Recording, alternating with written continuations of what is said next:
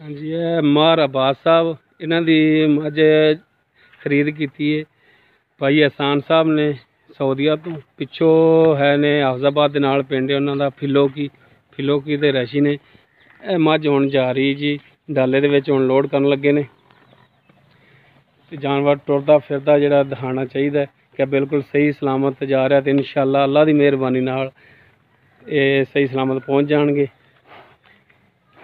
ये हुण डाले ते लोड कराने ने बहुत मेहरबानी भाई एहसान साहब दी उन्होंने साढ़े ते एतबार करके पैसे भेजे ते असीं जानवर जिहड़ा भेज रहे हैं जी। ये 1,80,000 दे विच भाई एहसान साहब ने खरीद की है ते कोई इहदे च ठगी फरेब वाली गल नहीं है कि असीं वध घट दस्से होण। यह डाला है जी जिंदे ते जा रहे हैं। यह ड्राइवर साहब ने की नाम है जी अपना मुहम्मद आसफ भाई आसफ साहब ने ड्राइवर जिहड़े लैके जा रहे हैं। ते तुहाडा राबता नंबर की जी 0302 74 37 244 यह इन्हां दा राबता नंबर है जी।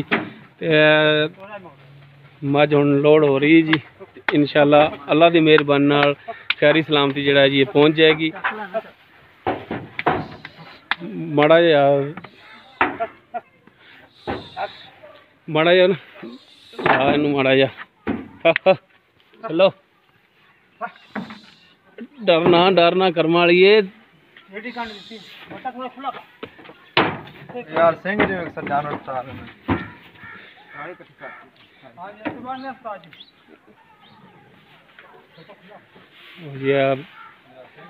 अल्लाह की मेहरबानी नाल लोड हो गई है। नवाई नहीं दी क्योंकि ताज़ा सूई है ते हवा वजनी डाले विच 100 मसला मसैल बन जाता है जी। ते इनकी चवाई होगी सुबह 7 बजे चवाई हो गई है। हुण तकरीबन टाइम जिहड़ा हैगा 10 का टाइम हो गया जी लोड करा रहे हैं। तो शाम नूं मालकां नूं रिक्वेस्ट है कि शाम नूं अगे मैसेज भी उन्होंने किया है कि जांदा चो लिया जे क्योंकि जानवर फिर साड़ू करन दा भी डर हुंदा है ते जाके इनकी चवाई कर सकते हैं।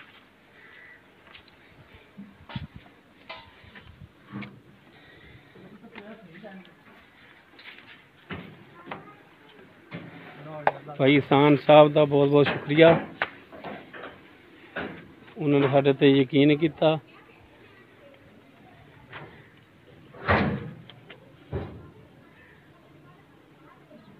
जी डाला नंबर है जी जिन्हें जा रही है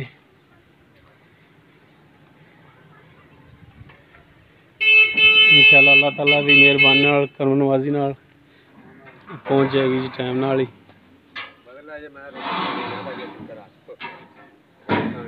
इनकी प्राइस 1,80,000 जी।